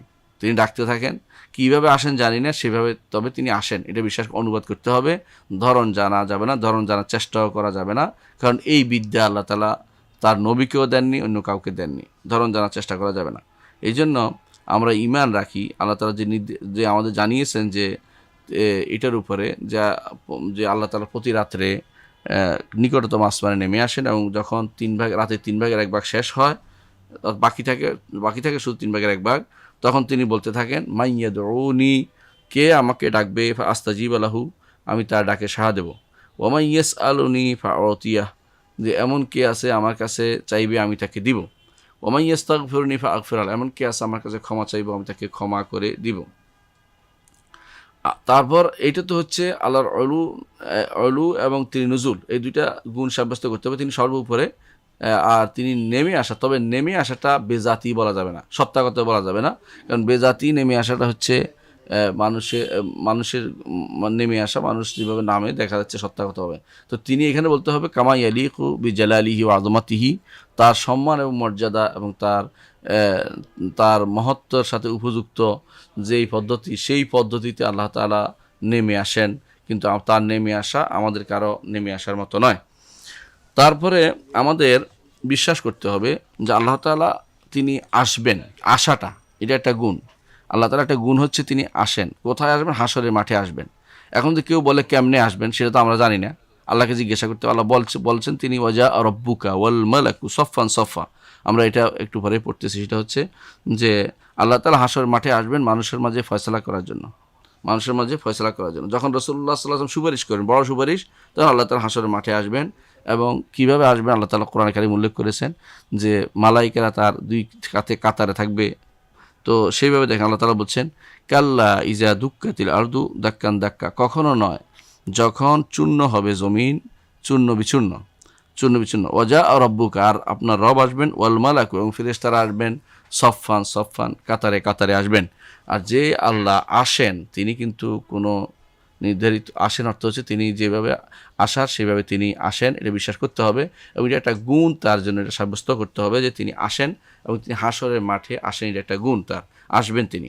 ওয়াজি ইয়াউমাইযিন বি জাহান্নাম, সেদিন জাহান্নাম নিয়ে আসা হবে। ইয়াউমাইযিন ইনসানু মা সাআ, ইয়াতাযাক্কারুল ইনসান, মানুষ সেদিন স্মরণ করবে যা সে করেছে। ওয়া আন্না লাহু যিকরা, তবে এই স্মরণিকা তার কোনো কাজে আসবে না, তার কোনো কাজে আসবে না, কারণ সে আগেই পথভ্রষ্টতা লিপ্ত হয়ে গেছে। এই জন্য দুনিয়াতে যেহেতু স্মরণ করে ঈমান আনে নাই, আখিরাতের স্মরণে তার কোনো কাজ হবে না। তাহলে আমরা আরেকটি গুণ জানলাম, সেটা হচ্ছে হাসরের মাঠে আসা, এটা আল্লাহর একটি গুণ। আরেকটি গুণ হচ্ছে আল্লাহ তাআলা যা ইচ্ছা তা করেন, ফাআলুল লিমা ইউরিদ, তিনি যা ইচ্ছা তা করেন। এটা আল্লাহ তাআলা বলেছেন সূরা হুদের 107 আয়াতে, যে যা ইচ্ছে তা তিনি করেন। এই যে ইচ্ছা দুই ধরনের। এক ধরনের ইচ্ছাকে বলা হয় কাউনিয়া, প্রাকৃতিক ইচ্ছা, যেখানে আপনার কোনো হাত নেই, আপনি চেষ্টা করলেও বদলাতে পারবেন না। এটা আল্লাহ তাআলা নিয়ম বেঁধে দিয়েছেন। এই নিয়মটা, এই যে সূর্য পূর্ব দিকে উঠবে পশ্চিম দিকে অস্ত যাবে, আপনি বলে দেন আমি এইটাকে ডাইনে টেনে নিয়ে যাব আর বামে টেনে নিয়ে যাব, আপনার এটা হবে না। আল্লাহ তাআলা নিয়ম যে দিয়ে দিয়েছেন, এটা রুবুবিয়ত বলা হয়। রব হিসাবে আল্লাহ তাআলা যে সমস্ত কর্মকাণ্ড নির্ধারণ করেছেন, যেগুলিতে মানুষের কোনো হাত নেই, এগুলি তিনি ইচ্ছা করেন, সেটা হচ্ছে এরাদা কাউনিয়া। তিনি ইচ্ছা করেছেন মানুষ মরবে, তিনি ইচ্ছা করেছেন মানুষ দুনিয়াতে আসবে, তিনি ইচ্ছা করেছেন সূর্য পূর্ব দিকে উঠবে, তিনি ইচ্ছা করেছেন সূর্য পশ্চিম দিকে ডুববে, তিনি ইচ্ছা করেছেন কিছু মানুষ রোগাক্রান্ত হবে, তিনি ইচ্ছা করেছেন করোনা ভাইরাস আসবে। এগুলি হচ্ছে তার ইচ্ছা, এগুলোর পরে আছে যে এরাদা, মানে ইচ্ছা, এই ইচ্ছা হচ্ছে কাউনিয়া বা প্রাকৃতিক ইচ্ছা। প্রাকৃতিক ইচ্ছার বৈশিষ্ট্য একটা, সেটা হচ্ছে যে কাজটা হবেই হবে। প্রাকৃতিক ইচ্ছা আল্লাহ তাআলার কাউনি ইচ্ছা, সেটা হবেই হবে, তবে এটা আল্লাহর প্রিয় হওয়া জরুরি না। যেমন আবু জাহাল, সে কাফের হবে লেখা আছে, কিন্তু এই কুফরিটা আল্লাহর প্রিয় নয়, আল্লাহ তাআলা কোরআনে কারীম বলেছেন যে ওয়ালাউ শা আল্লাহু মাকতাতালু ওয়ালাকিন্না আল্লাহু ইয়াফআলু মা ইউরিদ, আল্লাহ যদি চাইতেন তারা পরস্পর হত্যা করতো না, কিন্তু হত্যা হয়ে গেছে। এই হত্যা আল্লাহর কাছে কোনো প্রিয় জিনিস নেই। এইটাকে মাশিয়া বলা হয় আরেক নামে, এরাদা কাউনিয়ার আরেক নাম হচ্ছে মাশিয়া আম্মা। অর্থাৎ প্রাকৃতিক ইচ্ছা, সেটা হচ্ছে এমন ইচ্ছা শক্তি, যে ইচ্ছা শক্তি কোনোদিন রদ হবে না এবং সর্বশেষ, এবং আখিরাতে আল্লাহ তাআলার কাছে এই ইচ্ছা শক্তি আমাদের আল্লাহ তাআলা তিনি ইচ্ছা শক্তি ব্যবহার করে পৃথিবীর যত মানুষকে একত্রিত করবেন হাসরের মাঠে। তো আল্লাহ তাআলা ওয়ালাউ শা আল্লাহু মাকতাতালু, যদি আল্লাহ চাইতেন তাহলে তারা হত্যায় লিপ্ত হতো না, কিন্তু আল্লাহ এটা হত্যায় লিপ্ত হয়েছে, তারা লিপ্ত হয়েছে। ইয়াফআলু মা ইউরিদ, তাহলে দেখেন ওয়ালাউ শা আল্লাহু মা কাতাতাহু, আল্লাহ যদি চাইতেন তাহলে কিন্তু তাদের হত্যাটা হতো না, কিন্তু তারা আল্লাহ তাআলা চেয়েছেন, এটা হচ্ছে ইরাদা কাউনিয়া বাস্তবায়িত হয়ে গেছে, এর মধ্যে কোনো সওয়াব নেই। ওয়ালাকিন্না আল্লাহু ইয়াফআলু মা ইউরিদ, আল্লাহ যা ইচ্ছা তা তিনি করেন। সূরা বাকারা 253 নম্বর আয়াত।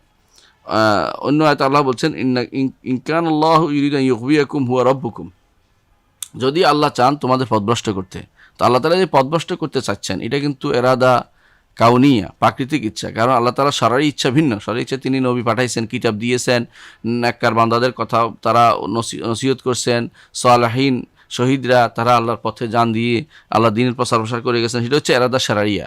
কিন্তু আল্লাহ যেটা করেন, যেটা কাউকে জিজ্ঞাসা করে করেন না, ইয়াফআলু মা ইউরিদ, এবং যেটা হবেই হবে সেটা হচ্ছে এরাদা কাউনিয়া, এটা আরেক নাম হচ্ছে আল মাশিয়া, এই নাম হচ্ছে আরেক নাম হচ্ছে আল মাশিয়া।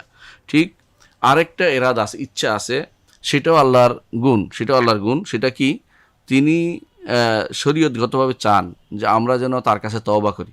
আল্লাহু ইউরিদু আন ইয়াতুবা আলাইকুম, আমরা যেন তওবা করি, আল্লাহ চান, কিন্তু এইটা হওয়া জরুরি না, এটা আল্লাহ চান, কিন্তু আল্লাহ ছাড় দিয়েছেন, দেখি বান্দা আমার রূপের দিকে তাকিয়ে আমার কাছে ফিরে আসে কিনা, না ভিন্ন পথে পরিচালিত হয়। কিন্তু দুর্ভাগ্যবশত আল্লাহর এই এরাদা শারঈয়াকে অনেকে ভাগ করতে পারে না। এরাদা কাউনিয়া এবং শারঈয়ার মধ্যে ভাগ না করার কারণে অনেক সময় তারা মনে করে, অন্যায় করে আর বলে যে আল্লাহ যদি না চাইতেন তাহলে কি আর এই অন্যায়টা হচ্ছে নাকি। নাউজুবিল্লাহ, এটা হচ্ছে শয়তানের কারসাজি। আল্লাহ চাচ্ছেন হতে তুমি তোমার কাছে শরীয়ত মোতাবেক চলতে, তুমি আল্লাহর ওইটা দিয়ে দলিল দিও না। আল্লাহ ওইটা দলিল দিলেই তাহলে তোমার ক্ষতি হয়ে যাবে, ঈমান হারা হয়ে যাবে। তাহলে এরাদা বা ইচ্ছা দুই প্রকার। আল্লাহ তাআলা ইচ্ছা করা আল্লাহ একটা গুণ, এবং এমন গুণ যে গুণটা কেউ অস্বীকার করলে কাফের হয়ে যাবে। আল্লাহ তাআলা ইচ্ছা করতে পারেন এবং ইচ্ছা করেন। কোরআনে কারীম বহু জায়গায় আল্লাহ তাআলা বলছেন আরাদা ইউরিদুল্লাহু আরাদাল্লাহু অথবা শাহ আল্লাহ, বহুবার আল্লাহ তাআলা বলেছেন আল্লাহ ইচ্ছা যা করেন এবং আল্লাহ তাআলা যা তার ইরাদা করেন, এটা উল্লেখ করেছেন বারবার। তো এগুলি সবই হচ্ছে আল্লাহ তাআলা যেগুলো বলছেন, এগুলো হচ্ছে কাউনি ইচ্ছা, যেগুলো অবশ্যম্ভাবী ঘটবে। আরেকটা হচ্ছে শারীরিক ইচ্ছা, আল্লাহ চান যে এরা ইমানদার হোক, এই মানুষগুলো ইমানদার হোক বা ওটা ইমানদার হোক, আল্লাহ তাআলা সবাই চান যে সব মানুষ হোক, কিন্তু এইটা হলো শারীরিক ইচ্ছা, শরীয়তগত ইচ্ছা, এটা বাস্তবায়িত হয় না। কেন হয় না? কারণ এইটাতে ন্যাকের কাজ, এটাতে এই ইমানদার ব্যক্তির কাজ আছে, তার দেখার কাজ আছে। সবাইকে যদি কোনো তিনি পরীক্ষায় পাশ করাই দেয় যে ব্যক্তি, তাকে তো হাসাহাসি করবে যে এই লোকের যোগ্যতা নাই, তারাও পাশ করাই দিছে। তো এটা আল্লাহ তাআলা এটা দিয়ে পরীক্ষা করতে চান, কে ব্যক্তি আল্লাহর পথে থাকবে আর কে ব্যক্তি থাকবেন না, পরীক্ষা করতে চান। এটা হচ্ছে এরাদা শারঈয়া, আল্লাহর শারঈ ইচ্ছা, এটা হতেও পারে না হতে পারে, কিন্তু কাউনি ইচ্ছা অবশ্যই সংগঠিত হবে। কারণে ইচ্ছার মধ্যে কোনো আল্লাহর পছন্দনীয় কিছু, মানে আল্লাহ তাআলা এটা পছন্দ করেন এমন না, আল্লাহ তাআলা ভালোবাসেন এমন না, কিন্তু শারঈ ইচ্ছা আল্লাহ ভালোবাসেন, ওখানে পছন্দ করেন না কিন্তু এটা হয়ে যাচ্ছে, আর এখানে পছন্দ করেন কিন্তু হয় না। এটা কখনো হয় কখনো হয় না, সবসময় হয়, কখনো হয় না। সেটা হচ্ছে শারঈ ইচ্ছা। আচ্ছা, তারপর আমরা আরও ঈমান রাখি যে এই যে শারঈ ইচ্ছা এবং প্রাকৃতিক ইচ্ছা, এই দুইটাই তার হিকমতের অনুসারী। আল্লাহর হিকমতে যা চায় সেটাই হবে, সেটা আমি আপনি নির্ধারণ করে দিলে হবে না। আল্লাহর হিকমতের চাহিদা অনুসারে সেটা হবে, তিনি যেটা চান সেটাই শুধুমাত্র হবে। হ্যাঁ, তবে আমরা এই হিকমত জানতেও পারি, নাও জানতে পারি। আমরা এই হিকমত জানার জন্য সেই জ্ঞানী হইলে জানতে পারবো, জ্ঞানী না হলে জানতে পারবো না। বরং বিশ্বাস করতে হবে যে আল্লাহ তাআলা যাই করেছেন তিনি হিকমতের সাথে সেটা করেছেন। তিনি তার শারীরিক ইচ্ছা, শরীয়তগত ইচ্ছা এবং প্রাকৃতিক ইচ্ছা দুইটা তিনি পরিচালনা করেন। এর সবই হচ্ছে আল্লাহ তাআলার হিকমত অনুযায়ী সেটা চলে। এটা অবশ্যই মেনে নিতে হবে প্রত্যেকটি মানুষকে। আল্লাহ তাআলা এই জন্য যাদের অন্তরে দুর্বলতা আছে, যাদের বিবেকে সমস্যা আছে, আকলের সমস্যা আছে, তো এদের সম্পর্কে আল্লাহ তাআলা তাদেরকে সাবধান করছেন যে আলাইসাল্লাহু বিআহকামিল হাকিমিন, আল্লাহ কি সবচেয়ে আহকামিল হাকিমিন নয়? বেশি বিচারকদের সবচেয়ে বেশি বড় বিচারক নন? হ্যাঁ, প্রজ্ঞাবানদের মধ্যে তিনি সবচেয়ে বেশি প্রজ্ঞাবান নন? অবশ্যই বালা বলতে হবে, এটা পরে শুনলেই বলতে হবে বালা, অবশ্যই। তো এই যে আল্লাহ তাআলা এটা পরিচালনা, আল্লাহ তাআলা এটা এই তার প্রাকৃতিক ইচ্ছা, শারঈ ইচ্ছা, এসবই হচ্ছে তার কোনো হিকমতের কারণে করেছেন। সূর্য পূর্ব দিকে কেন করেছেন? হিকমতের কারণে। তার এটা আমরা জানলেও ঈমান আনতে হবে, না জানলেও ঈমান আনতে হবে। সালাত 5 ওয়াক্ত কেন দিয়েছেন? এটা শারঈ ইচ্ছা, আল্লাহ ইচ্ছা যে শরীয়ত পালন করলে মানুষ হবে, আল্লাহ আমার প্রিয় হবে, সেটা তিনি করেছেন। এবং সেটাতে আমাদের অন্তরে সেটার অবস্থা ধরতে পারি আর না পারি কোনো সমস্যা নাই। এটা কি জন্য হইলো, কি না 5 রাকাত 6 রাকাত করলেন না কেন, 10 রাকাতের 15 রাকাত করলেন না কেন, এই জায়গা বলা হচ্ছে আমাদের কাছে হ্যাকমত খুঁজিয়ে বেহুদা কথা বলা। বলো এটার হ্যাকমত আমরা জানা থাকা জরুরি নয়, জরুরি নয়। এই জন্য আল্লাহ তাআলা নিজে বলছেন আলাইসাল্লাহু বিআহকামিল হাকিমিন, সমস্ত বিচারকদের বিচারক কি তিনি নন? আরও সূরা 3-8 নম্বর আয়াত আরও বলেছেন ওমান আহসানু মিনাল্লাহি হুকমান লিকাওমিন ইউকিনুন, তার থেকে জ্ঞানে উত্তমকে যেই ব্যক্তি যারা ইয়াকিন, তাদের থেকে যারা তারা যেন বুঝে নেয় যে কাউম ইয়াকিন দৃঢ়তার উপর আছে যে আল্লাহর চেয়ে সুন্দর কথা কেউ বলতে পারবে না, আল্লাহর চেয়ে সুন্দর কথা কেউ বলতে পারবে না, আল্লাহর চেয়ে সুন্দর বিধান কেউ দিতে পারবে না, আল্লাহর চেয়ে সুন্দর কোনো আল্লাহর চেয়ে সুন্দর কোনো বক্তব্য কেউ কোনো উপস্থাপন করতে পারবে না, আল্লাহর চেয়ে সুন্দর কোনো বিধিবিধান কেউ দিতে পারবে না, হুকুম কেউ দিতে পারবে না। আল্লাহ তাআলা এই জন্য বলছেন ওয়ামান আহসানু মিনাল্লাহি হুকমান লিকাওমিন ইউকিনুন, সূরা মায়দার 50 নম্বর আয়াত। আমরা আরও বিশ্বাস করি, আমরা কি বুঝছি এতক্ষণ কি বুঝলাম, আরেকটা সিফাত জানলাম, সেটা হচ্ছে আল্লাহ ইরাদা, ইচ্ছা সম্পর্কে জানলাম। এই ইচ্ছা দুই ভাগে বিভক্ত সেটাও আমরা জানলাম। এই দুই ভাগে বিভক্ত না করার কারণে জগতে যত সমস্যা তৈরি হয়, এই দুই ভাগে বিভক্ত করে দিয়েছেন ইমাম আবু হানিফা রাহমাতুল্লাহ আলাইহি তার ফিকহুল আকবরের মধ্যে, ফিকহুল আকবরের মধ্যেও তিনি এটা উল্লেখ করেছেন যে এরাদা দুই ভাগে বিভক্ত, একটা শারঈয়া, একটা কাউনিয়া, প্রাকৃতিক ইচ্ছা এবং সেটা এবং শরীয়তগত ইচ্ছা। আরও ঈমান রাখি আমরা যে আল্লাহ তাআলা ভালোবাসেন, আল্লাহ তাআলা আরেকটি গুণ হচ্ছে ভালোবাসেন। তিনি কাদের ভালোবাসেন? তিনি তার বন্ধুদের ভালোবাসেন এবং তার বন্ধুরাও আল্লাহকে ভালোবাসেন, তার বন্ধুরাও আল্লাহকে ভালোবাসেন। এই জন্য ভালোবাসা আল্লাহর একটা গুণ। তিনি তার সৃষ্টির মধ্যে যারা উত্তম, ভালো, নেককার, নবী, রাসূল, সিদ্দিক, শহীদ, সালেহ, নেককার, এদেরকে তিনি ভালোবাসেন, এদেরকে তিনি তো ভালোবাসা আল্লাহর একটা গুণ। কিন্তু দুর্ভাগ্যবশত আমরা এই গুণটি স্বীকার করে না, আশারা মাতুরিদিয়া স্বীকার করে না, বলেন যে ভালোবাসতে হলে তো অন্তর নরম হইতে হবে, আল্লাহ তো অন্তর লাগবে, তৈলে তোমারটা লাগবে, এটা আল্লাহটার জন্য তোমারটা দিয়ে কিয়াস করতেছো কেন? তিনি যেরকম তার ভালোবাসাও সেরকম, বিশাল ভালোবাসা তার। এই ভালোবাসা উপরে আমরা ঈমান রাখি। তো কিছু মানুষ ওই সময় বলে যে আমরা আল্লাহরে ভালোবাসি, আমরা আল্লাহরে ভালোবাসি, আল্লাহ আমাদের ভালোবাসেন, মানে দাবি করে বসলো। তখন আল্লাহ তাআলা একটা আয়াত নাজিল করলেন, যেটা দিয়ে তাদের পরীক্ষা ফেললেন। সেই আয়াতটা কি? আল্লাহ তাআলা বলছেন কুল ইন কুনতুম তুহিব্বুনাল্লাহ ফাত্তাবিউনি, বলুন যদি তোমরা সত্যি সত্যি আল্লাহকে ভালোবেসে থাকো তাহলে আমার অনুসরণ করো। আর যত বেশি অনুসরণের আপনি পরাকাষ্ঠা দেখাতে পারবেন, রাসূলের অনুকরণে পরাকাষ্ঠা দেখাতে পারবেন, পরাকাষ্ঠা দেখাতে পারবেন এবং সবচেয়ে বেশি সেখানে আপনি প্রমাণ দিতে পারবেন যে আসলে আপনি কথা নয়, দাবি নয়, এটা বাস্তবে সত্য, সেটা দেখাতে পারবেন, ততই ইউহিব্বুকুমুল্লাহ, আল্লাহ তোমাদের ভালোবাসবেন, আল্লাহ তোমাদের ভালোবাসবেন। সূরা আলে ইমরানের 31 নম্বর আয়াতে আল্লাহ সেটা বলেছেন।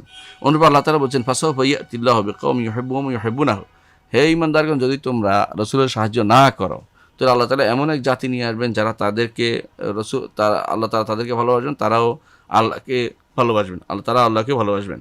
তাহলে এইটাও স্বীকার করতে হবে যে আল্লাহ তাআলা তিনি ঈমানদারদের ভালোবাসেন।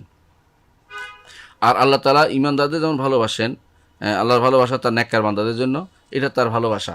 তো এই ভালোবাসাটা আল্লাহর একটা গুণ, যেই গুণটা আমাদের ভালোবাসার মতো নয়। আমাদের ভালোবাসা আমরা পরিণাম জানি না এবং আমরা ভালোবাসার সময় আমরা আবেগ আপ্লুত হয়ে যাই। আমাদের ভালোবাসা অনেক সময় ক্ষতিকর দিকও আছে, কিন্তু আল্লাহর ভালোবাসা সম্পূর্ণ অনন্য, সেটা অন্য কারো সৃষ্টির কারো ভালোবাসার মতো নয়। তবে সেটা কি প্রভাব আল্লাহ বলেছেন যে তিনি এই ভালোবাসার কারণে আল্লাহ তাদেরকে ভালোবাসেন এবং অনুসরণ করেন আল্লাহ তাদেরকে ভালোবাসবেন। আল্লাহ তাআলা কোরআনে কারীম বলেছেন যে যারা সবর করে তাদেরকে তিনি ভালোবাসেন। আল্লাহ তাআলা বলছেন ওয়াল্লাহু ইউহিব্বুস সাবিরিন, যারা সবর করে তাদেরকে তিনি ভালোবাসেন। আল্লাহ তাআলা সূরা আলে ইমরান 147 নম্বর আয়াতে আল্লাহ তাআলা আরও বলছেন ওয়া আকসিতু ইন্নাল্লাহা ইউহিব্বুল মুকসিতিন, যারা ন্যায়পরায়ণ ইনসাফকার তাদেরকে আল্লাহ তাআলা ভালোবাসেন। তাহলে ওয়া আহসিনু ইন্নাল্লাহা ইউহিব্বুল মুহসিনিন, যারা ইহসান করে তাদেরকে আল্লাহ তাআলা ভালোবাসেন। তো আল্লাহর বান্দাদের মধ্যে যাদেরকে তিনি বেশি ভালোবাসেন তারা হচ্ছেন মুহসিনরা এবং মুত্তাকিরা, নেককাররা, আল্লাহর জন্য সাহায্যকারীরা, সবরকারীরা এবং আল্লাহর জন্য একে অপরকে ভালোবাসে যারা, তাদের ভালোবাসা আল্লাহর জন্য ওয়াজিব হয়ে গেছে। তারা আল্লাহ তাআলা সেই ভালোবাসা আল্লাহ একটা গুণ, ভালোবাসা একটা আল্লাহর গুণ। এবং তিনি বিশেষভাবে যে ভালোবাসা দেন সেটা হচ্ছে নেককার বান্দাদের তিনি বিশেষ ভালোবাসা দেন। কাফেরদের জন্য তার কোনো ভালোবাসা নাই, নাই। এই কাফেরদেরকে তিনি ঘৃণা করেন, সেটাও আল্লাহর একটা গুণ, কিন্তু দুর্ভাগ্যবশত এই গুণটি স্বীকার করে না আশারা এবং মাতুরিদি ফেরকার লোকেরা, স্বীকার করে না যে আল্লাহকে ভালোবাসার গুণটা স্বীকার করে না এবং ঘৃণা করার বিষয়টা তিনি ঘৃণা করেন না, এই ক্রোধ বা ঘৃণা আল্লাহ একটা গুণ হতে পারে, এটা তারা স্বীকার করে না। কিন্তু আমরা বলি যে আল্লাহ তাআলা ক্রোধান্বিত হন। হাদিসে আছে ইন্নাল্লাহা গাদিবা ইয়াগদাব, কত আছে তার হাদিসের মধ্যে শেষ নাই। আল্লাহ তাআলা রাগ করেন, কখন কোনো অন্যায় দেখলে, কোনো এটা হলে ওইটা হলে আল্লাহ রাগ করেন। ঠিক ভালোবাসেন আল্লাহ তাআলা। তাহলে ভালোবাসাটা হচ্ছে ইমানদারদের জন্য, খাঁটি লোকদের জন্য। আর আল্লাহ তাআলার রাগটা, কোষা, এটা হচ্ছে তারা আল্লাহ তাআলার অবাধ্য বান্দা তাদের জন্য। তো আল্লাহ তাআলা দুটোই আল্লাহর গুণ বলে আমরা স্বীকৃতি দেই। অনুরূপভাবে আমরা আরও স্বীকৃতি দেই আল্লাহ তাআলা তার শরীয়তের মধ্যে যা আমল হোক, কথা হোক, কাজ হোক, এগুলো যদি কেউ করে, শরীয়ত হিসেবে দিয়েছেন, এগুলো যদি করে আল্লাহ তাআলা তাদের পছন্দ করেন। আল্লাহ তাআলা কাকে পছন্দ করেন? যখন এটা পছন্দ করেন কখন? যখন কেউ আল্লাহর কথা, কাজ, আল্লাহ যা যা বলেছেন করতে, যা যা বলেছেন বলতে, সবগুলি যে ব্যক্তি করবে আল্লাহ তাআলা তাকে পছন্দ করেন। এবং যেই ব্যক্তি আল্লাহ তাআলার শরীয়ত হিসেবে যা আসছে কথা এবং কাজ, সেটা মানবে না এবং সেটা মানে না বা অপছন্দ করে, সেই ব্যক্তিকে আল্লাহ অপছন্দ করেন, কারণ সে কাফের। এই জন্য আল্লাহ তাআলা বলছেন ইনতাকফুরু ফা ইন্নাল্লাহা গানিয়্যুন আনকুম, যদি তোমরা কুফরি করো তাহলে আল্লাহ তাআলা তোমাদের থেকে অমুখাপেক্ষী। ওয়ালা ইয়ারদা লিইবাদিল কুফর, তিনি বান্দাদের কুফরিতে কখনো সন্তুষ্ট নন। বান্দারা কুফরিতে তিনি সন্তুষ্ট হতে পারেন না, করবেন না। ওয়া ইন তাশকুরু ইয়ারদাহু লাকুম, আর তোমরা যে কোনো শুকরগুজার হও আল্লাহ তাআলা তোমাদের উপর সন্তুষ্ট হবেন। অর্থাৎ ইমানদারের উপর আল্লাহ সন্তুষ্ট হবেন, কাফেরের উপর আল্লাহ সন্তুষ্ট নয়। ওয়ালা ইয়ারদা লিইবাদিল কুফর, সূরা জুমারের 7 নম্বর আয়াত। অনুরূপভাবে আল্লাহ তাআলা বলছেন ওয়ালাকিন কারিহাল্লাহু বিআতাহুম, আল্লাহ তাআলা অপছন্দ করেছেন তাদের বের হওয়াটা।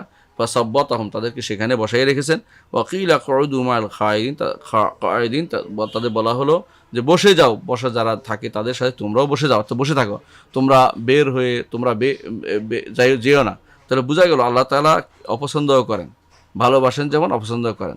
ইমানদারদের ভালোবাসেন, কাফেরদের অপছন্দ করেন। এই দুটি গুণে অস্বীকার করে যারা আশায়েরা আছে, মুতাজিলা আছে, আমাদের দেশে বিভিন্ন যারা এই আছে, কোরআন আয়াত বলছে আল্লাহ তাআলা এটা আছে, তারা বলছে আমরা বেশি জানি। আল্লাহ তাআলা থেকে তারা বেশি জানে? আল্লাহ তাআলা নিজের সম্পর্কে আল্লাহ তাআলা যা বলেছেন, তারা কি আল্লাহ সম্পর্কে আল্লাহ নিজের থেকে বেশি জানে? এটা মিথ্যা কথা। সুতরাং বুঝতে হবে যে আল্লাহ তাআলার এই দুটি গুণ সাব্যস্ত করতে হবে। একটি হচ্ছে মহাব্বা, ভালোবাসা, একটি হচ্ছে কারাহিয়া বা পছন্দ করা।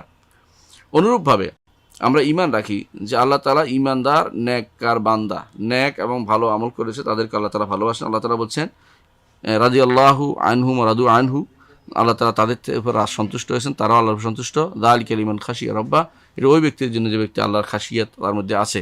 তো আল্লাহর খাশিয়াত থাকলে আল্লাহ তাআলা তার উপরে সন্তুষ্ট হবেন, তারাও আল্লাহর উপরে সন্তুষ্ট হবেন। এটা হচ্ছে হুব্ব মুতাবাদিল, একে অপরের প্রতি ভালোবাসা, সেটা হবে। এবং সেটা আল্লাহর একটা গুণ, ভালোবাসাটা, এটা প্রমাণ করা হলো কোরআন আয়াত দিয়ে, সূরা বাইয়িনার 8 নম্বর আয়াত সর্বশেষ আমরা সেটা আলোচনা করেছি। আরও আমরা বিশ্বাস করি, নুমিনু, আমরা আরও বিশ্বাস করি বিআন্নাল্লাহ ইয়াগদাব, আল্লাহ তাআলা রাগ করেন, ক্রোধান্বিত হন। আলা মান ইস্তাহাকুল গাদাব, ওই ব্যক্তির উপরে যে ব্যক্তি যার উপর ক্রোধ পড়াটা অনুমোদিত। সেটা কি? আল্লাহ তাআলা বলেছেন দলিল, আয-যান্নিনা বিল্লাহি যান্না সাউ, সূরা নাহলের 106 নম্বর আয়াত।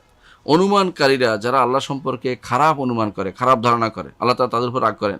আল্লাহ তাআলা রাগ করে কি বলেন? আলাইহিম দাইরাতুস সাউ, যত খারাপির দোষ ত্রুটি, যত খারাপ প্রতিফল সব তোমার উপর পতিত হবে। আলাইহিম, তাদের উপর পতিত হবে, কারণ তারা আল্লাহ সম্পর্কে খারাপ ধারণা পোষণ করে। আল্লাহ তাআলা খারাপ ধারণা পোষণ করলে আল্লাহ তাআলা ক্রোধান্বিত হন। এরপর আল্লাহ বলছেন ওয়াগাদিবাল্লাহু আলাইহিম, আল্লাহ তাদের উপর ক্রোধান্বিত হয়েছেন। সূরা ফাতহের 6 নম্বর আয়াত। সূরা নাহলের 106 নম্বর আয়াত আল্লাহ তাআলা বলছেন ওয়ালাকিন শারাহাল্লাহু সাদরান ওয়ালাকিন শারাহা বিল কুফরি সাদরান, কিন্তু যেই ব্যক্তি অন্তরের মধ্যে কুফরে লালন করতেছে, ফাআলাইহিম, তাদের উপরে যে বা যারা অন্তরে কুফরি লালন করবে তাদের উপরে আল্লাহর গজব পড়বে। ওয়ালাহুম আযাবুন আযীম, তাদের জন্য রয়েছে মহাশাস্তি। তারপরে আমরা আরও বিশ্বাস করি বিআন্না লিল্লাহি তাআলা ওয়াজহান, আল্লাহর চেহারা আছে। হ্যাঁ, মওসুফান বিল জালাল ওয়াল ইকরাম, যেই চেহারা সম্মান এবং মর্যাদা দ্বারা গুণান্বিত। আল্লাহর চেহারার মধ্যে আল্লাহ তাআলা যখনই উল্লেখ করেছেন জুল জালাল ওয়াল ইকরাম, ওয়াজহু রাব্বিকা জিল জালাল ওয়াল ইকরাম, অথবা তিনি যখন উল্লেখ করেছেন সেটা সম্মানের সাথে উল্লেখ করেছেন, অর্থাৎ তার চেহারা সবচেয়ে সম্মানিত জায়গা। মানুষের মধ্যে যেমন তার চেহারা সম্মানের জায়গা, সেটাকে এই জন্য সম্মানের সাথে আমরা উল্লেখ করি যে আল্লাহ তাআলার চেহারা রয়েছে। কিন্তু এরা আল্লাহ তাআলার আশারি, মাতুরিদি এবং মুতাজিলা এবং কোনো ফেরকাই আল্লাহ তাআলার চেহারা সাব্যস্ত করে না। এটা হচ্ছে আহলে সুন্নাত ওয়াল জামাতের বৈশিষ্ট্য, আল্লাহ তাআলা চেহারা সাব্যস্ত করেন। তবে বলেও তার চেহারা আমাদের কারো চেহারা এইভাবে বলা যাবে না, তার মতো তিনি যেরকম তার চেহারাও সেরকম। আমরা কোনোটাই দেখিনি, যখন দেখব তখন ঈমান বিল গায়বের জায়গা থেকে আমরা সরে যাব, তো ঈমান বিশ শাহাদা হয়ে যাবে। দর্শকবৃন্দ, আমরা অনেক দূর আসছি কিন্তু আমরা আসলে আগাইতে পারিনি। আমরা যতটুকু আসছি অতটুকুর মধ্যে আজকে আমরা সীমাবদ্ধ থাকি। ইনশাআল্লাহ আগামী ক্লাসে বাকিটা আমরা পড়বো। ইনশাআল্লাহ আমরা আকীদার মূল জায়গাটা পার হলে বাকি এরপরে আস্তে আস্তে পড়ব, দ্রুত পড়ে যাবো ইনশাআল্লাহ, আস্তে করবো না। তো আল্লাহ তাআলা আপনাদেরকে সুস্থ রাখুন, সুন্দর রাখুন এবং রাখুন শান্তিতে। আসসালামু আলাইকুম রহমতুল্লাহি ওয়া বারাকাতুহু।